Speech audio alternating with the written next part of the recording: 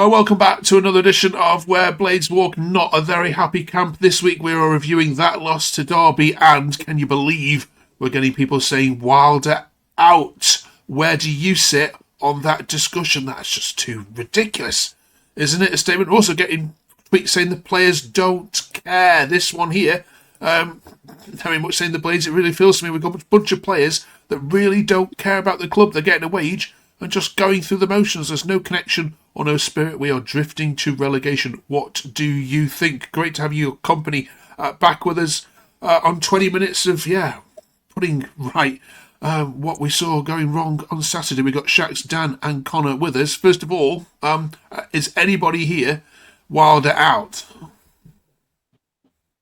No, not yet. No. Not yet. Okay. Don't see point. Shax, where are these Wilder out comments coming from? And are they? Can you have any sympathy with some of these fans that are saying it? I'm not Wilder out because you can't just keep changing managers like you change your socks. So I'm not Wilder out. However, I do think he is partly to blame. Like you can't. So a lot of our fans treat him like he's Jesus or like he's God or something along them lines. And don't get me wrong, he's been brilliant for us, but that don't mean that he can't ever be criticised. So, like, I don't know. It's hard to describe. Like when we were poor under Sellers, it used to be, oh, Sellers is this, Sellers is that. So now we're poor under Wilder. It's players. So do you know what I mean? It's like you can't blame Sellers when we were poor under him, but then not blame Wilder when we're poor under him. It's to me, it's just same. And to me, he's playing a couple of players out of position. Yeah, personnel's tight, but personnel again were tight when we had Sellers. You know what I mean? So I just think that I thought there'd be a bigger improvement than what there is now, to be honest. And then yesterday, that were as bad as I saw under Sellers. I'm not like forget goals. I mean, goals were what they were, but just the level of performance that first half, I was bored to tears. It was exactly like watching a Ruben Sellers game. Yeah. Dan, I mean, this one says manager's job is to motivate them, which he's failing to do. What for you is he failing at in terms of his managerial role here? I think it's a tough one. I agree with Shax in terms of he's not blameless. However, I think going right back to the beginning of the season, you know, as a football club, you make a decision on a manager, which is fair enough. You know, you want to go down a route of whatever route you want to go down. I just ultimately think if you want to go away from Wilder, I ain't got no problem with that. When you're selecting a manager with an absolute with a zero background, nothing, never played, I think ultimately this is on them. You know, everybody dug Sellers out, including me. When you actually look at the bigger picture, where the board are not blameless, the board are the ones to blame. The players are absolutely, the squad is nowhere near as last season. You can't. Some of them players are just not good enough. I don't know about motivating. I mean, United's best player in recent weeks has been the player that Shax and myself have dug out quite a lot. And that's Callum Howe. He's the only one that wants to run, that wants to.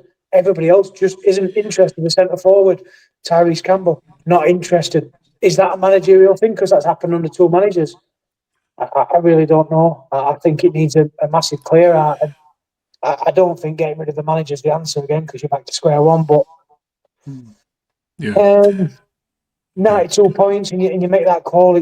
I don't think we're in this position if he's still manager from the summer and we're not having this conversation. But I don't know. I just don't think he can motivate that squad. I just don't think they're good enough. A lot of them players. Yeah, he probably recognises it himself, doesn't he, privately? Connor Johnny says, and this is how clubs die. It's been coming for a while with a large number of loans each season, not investing and not retaining quality or building an actual team. Do you feel sorry for him, Connor, in that regard? I mean, he knew what he was coming into. I think he did hint on it after his first or two interviews that it's a bigger job than what they thought. Alan Nill mentioned it as well. It's a bigger job than what they thought it were. I assume they probably thought they could get things back to how it were last season. not realising the quality that we lost to what we actually brought in. Feel sorry for him. I wouldn't say I really feel sorry for him. I love Wilder, don't get me wrong, but he knew what he was coming into. No job's easy, no matter what squad you've got at the end of the day. And it's a difficult one. I can understand both points of view. Obviously, like Shax was saying, people blaming the players under Sellers, and then blaming the players under Wilder. It's just a bit daft, and like you say, he does make questionable substitutions. There's no chance you can't criticise him when he does stuff wrong. He's going to do stuff wrong, and I think people need to understand that criticising someone don't mean that you don't want them at club, etc. You've got to make errors to learn from it, and it really is a difficult one. I don't want to see Wilder go, but if we don't keep improving results, it's going to start asking questions at board, and we could see something happen. But for me, you've got to keep him in. He's already spoke about he's got his targets for January and what he wants to do. I think it's a case of hope we're still in touching distance in January. Get some bodies in, like you were saying. For example, we ain't got a number 9, and that were a key thing. We got rid of Kiefer Moore, didn't replace him. It's just little things like that. Same with Vinny Souza, Anel, etc. We got rid of them all. We didn't bring players in for like right back. We just brought a bunch of centre backs in and then shoehorning them in there. The list's as long as my arm, and it really is difficult at the moment. But we've just got to keep grinding them results out when we can. I mean, I don't know what you two think, Connor, Shax, but our strongest position when you look at it is left back. We haven't got anybody else to come in at right back. Any of them 3 centre halves get injured, we haven't got no one to come in. Forward, pick themselves. Aware, nobody's going to replace him until Amos fit, and same with Brooks. So what am I wrong? And that's how we've got a lot of players, but we've got a lot of players that aren't good enough. I mean, you can probably argue that centre midfield is strong, but if you get Davis and Arblaster fit, Peck doesn't even carry bags in for me because he's just I just think he's miles off it. And like I said, I'm digressing a bit, but I think that's our strongest position. He's left back, and everywhere else is not that strong. Oh, Dan, who picks him every week? Well, yeah, there is that. I know that, and every other manager, Jesus Christ himself picks him every week, and then so you've got Nat. I don't know. Let's just say this week it's 80% of fans were all 8 Peck, 90%, whatever it is. Who picks him? Yeah. It's as simple as that. So people can't say, oh well, we can't say about Wilder, but then we're allowed to slag Peck off. Stop putting him in that position. Stop playing him. Stop standing in there to make mistake after mistake. So then everybody turns on him and hates him, and then to stop doing it. Stop picking him. I mean, I think I've spoke to you before. I heard one yesterday. Somebody just touched on it. Then we haven't got a number 9 at club. We have got a number 9 at club. He's actually got the number 9 shirt. Danny Ings. He's sat on bench. He's sat on bench warming up while we're fetching fullbacks on when we're 2-0 down. But we have got a number 9 at club. You can play 2 up front. We have got strikers. You can go for games. I think he's come in and kept that. He's kept that formation that Sellers adopted later on, but I think you can change it. You probably have to go to a back 4, but he's picked Peck.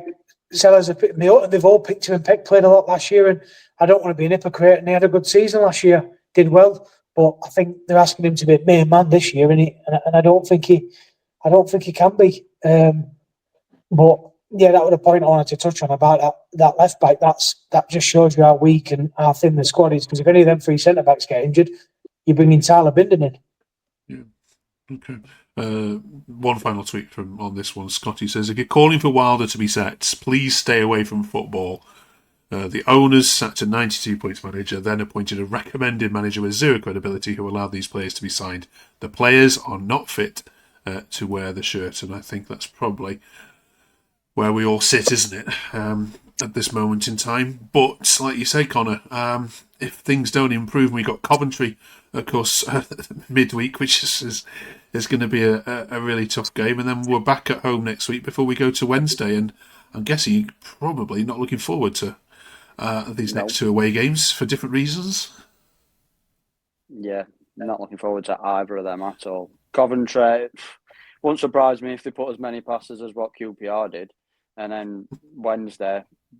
It's not even the fact they haven't got much quality, but they've got that grit, that determination, a bit of passion about it. They want to play for manager and they put a performance in. And for me, it's worrying because you go into games and we're favourite. So all pressure's on us, no pressure's on them. They can go out, do what they want. If they lose, they expected it. If they get something from it, they're buzzing. And that's worry for me. I loved it when we went in as underdogs because you had that freedom of just play football, whatever happens, happens. And like we turn up at Hillsborough and put 4 past them, and then I don't think it's going to be out like that this time round. Yeah. Just a quick one. The Wilder interview was bizarre. He said he's not going to speak about referees anymore because he's going to get in trouble, and was suggesting checks that somehow the referee was to blame for that result yesterday. I didn't see the whole game. I've watched the highlights. You were there. Did he have a point, or is this just a manager under pressure trying to shift responsibility? Well, I walked out at 3-0. As soon as that penalty, I walked out. So I can only speak on what I saw, and I didn't really see referee. It looked. You could argue that one of our players got slightly shoved. He's landed on ball and he's obviously touched it with his hand and he's getting on ball. But referee didn't play Carlton Morris through for second goal, and referee didn't not mark anybody for that third. I mean, we're 3-0 down, and you could argue that referee's got something to do with one of them, and I can't remember any other decision in game what were I don't know what word is controversial. There might have been a couple what don't go your way, but that's football. I've been to watch my lad today. It happens in that's just parcel of game. It's just you're not going to have everything going your way. But for me, to even talk about referee after watching that yesterday, it's just mental. Because if you watch that game back and you think referee is even, if you were writing it down on A4 paper, if he's even up first 30 pages are our problems, I'd be shocked, because we've got way bigger things to worry about than a referee that you might not have agreed with, like on 1 or 2 decisions. So I don't know why he brought it up. I wouldn't have brought it up. I don't know any of my mates that come away and said, "Oh, yeah, that referee with this or that referee with that." And we have had them refs. I mean, I were away, but we had one against Southampton, I think, and I heard lots of fans talking about him. But yesterday, I didn't hear anybody, not one person, talk about that referee other than Wilder. So for me, where I sat, referee had nothing to do with it. Yeah, sounded bizarre, didn't it? Right, let's move on from that one. Let's talk about a few more things before we leave. First of all, thank you for all your love on the channel. Nearly 900 subs now. That's amazing in a year. So massively appreciate it. Coming up in the rest of the conversation, then we're going to get these 3 to predict where they're going to finish this season. Which player most of all needs a rocket for bonfire night up their backside, and we're going to finish off. We'll continue with our A to Z. For the letter E, Connor. 1 to 24, based on what you've seen and what could happen. You want to revise your end of season prediction for us, please? I'll go with a solid 21st place. As long as we're not in bottom 3, I will be happy. But at this minute in time, it's very questionable if we will. If we could offer that you now, would you take it? 21st? Yeah, 100%. Wow. As long as we didn't get just to stay in league, the way we are at the minute, you struggle to see where we're going to get points from. I know we had the little spell, but it just seems the only time we pick points up against really, really bad teams that are just as bad as us on the, not necessarily every game, but on the day when we played them, say such as Watford, Oxford, they were really poor. And we've not really had a game this season where, I know we had a decent half against Blackburn, but we've not had a game where you looked and thought, wow, electric, this is unbelievable, we're playing amazing stuff. It just seems to be teams that are having really bad days, we can score a goal or 2 against them. So for me, 21st and I'd be buzzing. Dan? Where do I think we'll finish? Yeah. And here, bottom 3, mate. I think I've said it from the start of the season, and I think season finished when we made that call in summer. But yeah, I just don't see us getting out of it, even with January. I think when it comes to January, it'll be light and day. Only thing I will say is that even the likes of Southampton and Leicester are struggling as well. So I think anything can happen in this division. But yeah, for me, bottom 3 finish, unfortunately. Yeah, Leicester with a points deduction to come potentially as well. Shax? I'm going to go with Connor. I think I want us to come 21st. I'd snap your hand off now. I'd take that, but then I'm also probably going to go with Dan, and I can't think at this moment. I can't think of 3 worse teams than us, because you can't even include Wednesday in it. Really, they're about on a par, and then like Norwich are down there at the minute, but then you could see Sargent going on a run and scoring like, I don't know, enough goals to fire them up league, and I'm trying not to be pessimistic, and I'm trying to not be that fan that sounds miserable, but I've watched us and I just can't see anything other than a bottom 4, bottom 5 finish, and then I'm struggling to pick how we come above 2 other teams. So I'd kill for 21st, but like Dan, I think we'll be at bottom 3, unfortunately, unless January comes around and we somehow manage to sign someone that's a bit like a bit of an inspiration and keeps us up. You know what I mean? Yeah. I think if we can be within 3 points in January, coming out of the Christmas period, and we're within 3 points of getting out of it, or we're out of the relegation zone, I think we might survive. But just touching on a tweet earlier on, I was going to say about signings.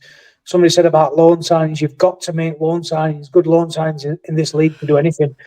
You know, we're not a club, and a lot of the clubs in this division are not in a position where they can go and just buy players willy-nilly, you know, unless you're like Southampton. Or our best success has been when we brought lads like McAtee, Gibbs White, and players like that in. So I do think you need to use all your loans, and that's potentially what's going to get us out of this. Okay. Thanks for that. I mean, God, amazing. We went back to the first record this video and watched all the predictions. Yeah, wow, what a difference.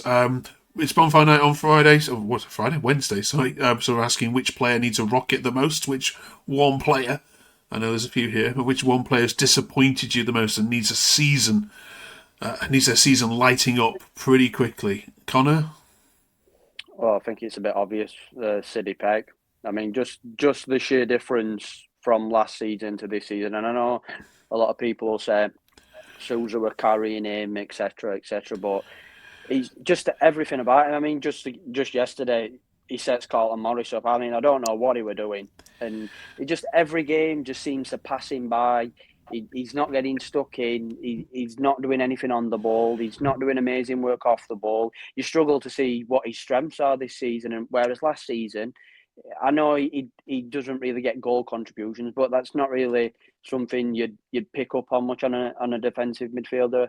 But just everything about his game needs to improve, and I don't know what it is. I don't know if it's like you said, because he hasn't got someone with Vinicius' experience at the side of him, and he's sort of on par with Samari, and they sort of got to learn together. I think that is a big part of it, but he needs a massive rocket up his arse, and he needs to get his foot in gear and start putting some performances in. Shags? I'm not going to go with Peck. He does need one, but is in a barrel, if you like, that they all need one.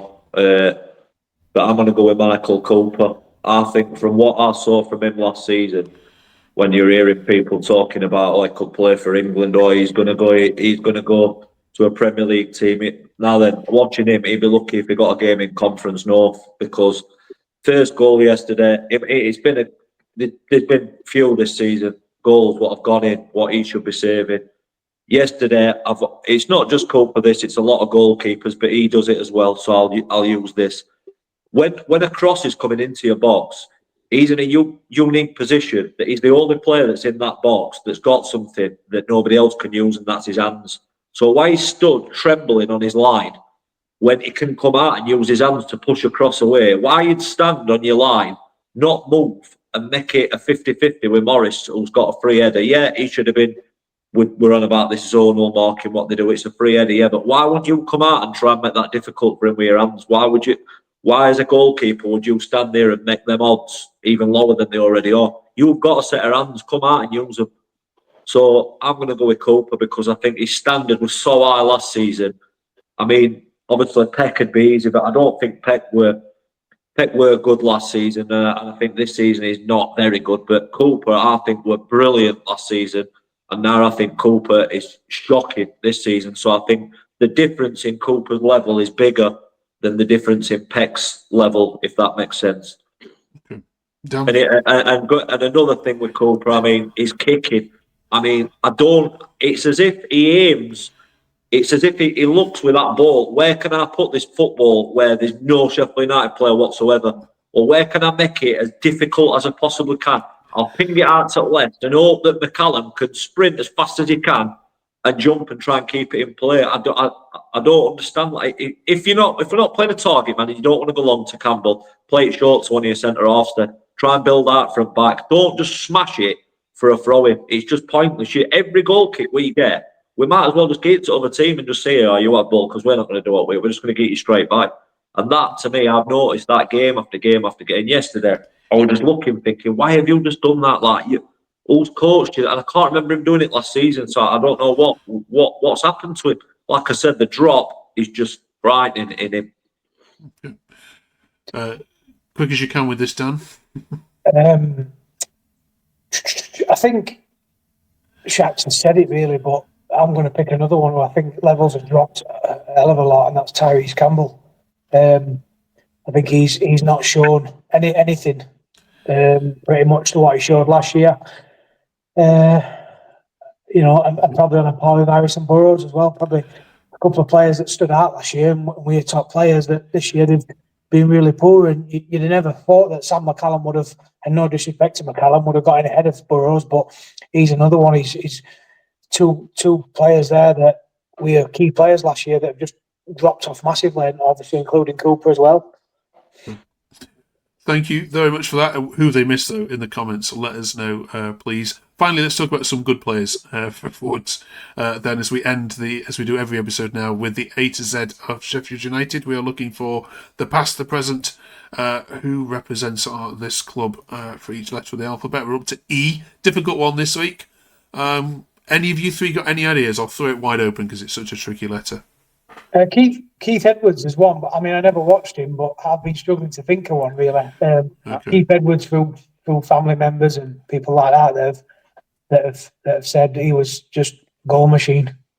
Right. Yeah. I remember one where, not necessarily a brilliant player, but I remember going to a game at home at night. I think it was Middlesbrough, and we had a player called Lee Evans, and he scored literally 2 goals that season within about 20 minutes. Yeah, against Middlesbrough at night game, and they were both goals at season contenders, and they did them both within about 20 minutes, half an hour each other. So, not necessarily a brilliant player for us, but a brilliant memory. If you ever get a chance to look at them, Mark, two absolute worldies are both on the same night. I should be YouTubing them on my lunch break tomorrow. Sorry, Matt. I hope I'm not pinching this one off Connor, but another one just for one season. I thought it was probably the best finisher the club's arguably ever had, and that was Ched Evans. Okay. Yeah, to be fair, I had Ched down just because I loved him. Although obviously, what happened ruined it. What he did at the club. Obviously Keith Edwards and all, but one I had down were John Egan. He obviously played more than 200 games for us. I think he held the record for the most international appearances whilst being a Blade as well. And like I said, that back three of him, O'Connell and Basham, in my lifetime, I don't think I'm ever going to see out better than them three at back. All right. Okay, I think we've got a winner there. Or in the comments, again, who have we forgotten, please? Egan is a quality shout there. Right, you three, thank you very much. Fingers crossed against Coventry then, of course, midweek, and we'll catch you, of course, after the weekend's game as well, hopefully, with a bit more cheer in our step. Thank you very much for watching. Press the subscribe button if you've just come across the channel as well. See you next week.